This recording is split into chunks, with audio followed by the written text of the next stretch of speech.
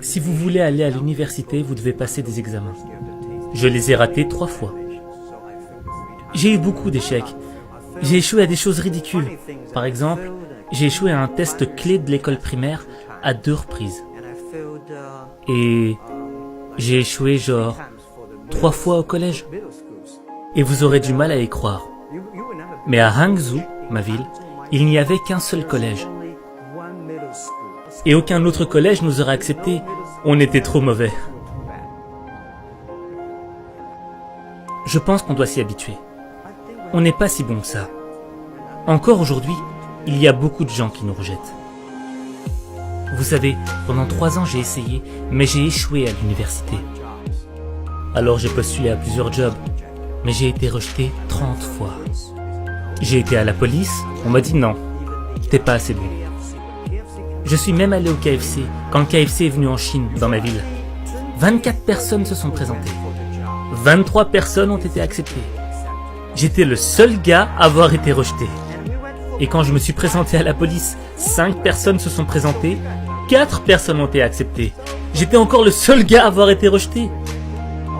Oh, en passant, est-ce que je vous ai dit que j'ai postulé pour Harvard? J'ai été rejeté 10 fois.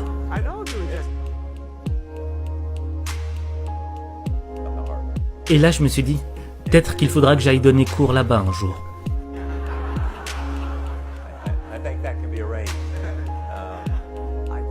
Je ne pense pas que dans ce monde, il y ait des gens qui ont été rejetés plus de 30 fois. La seule chose qu'il faut, c'est ne jamais abandonner.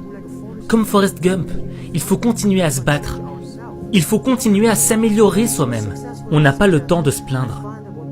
Et quelle est la différence entre ceux qui réussissent et ceux qui échouent?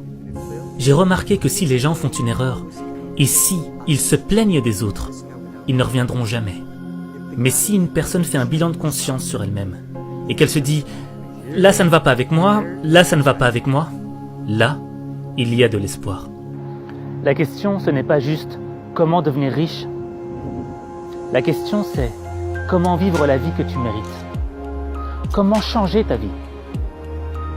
Faudra commencer par te changer toi-même et accepter d'aller dans une zone d'inconfort. Et c'est quoi l'inconfort? C'est faire quelque chose où tu sais que tu risques d'échouer, de perdre. Mais l'échec, ce n'est pas la fin de ton histoire. C'est le début de ton apprentissage. Alors, tu vas t'en prendre plein la gueule. Tu vas tomber, tu vas pleurer, tu vas douter. Mais tant que tu continueras d'avancer, tu auras toujours une chance d'y arriver. Alors avance.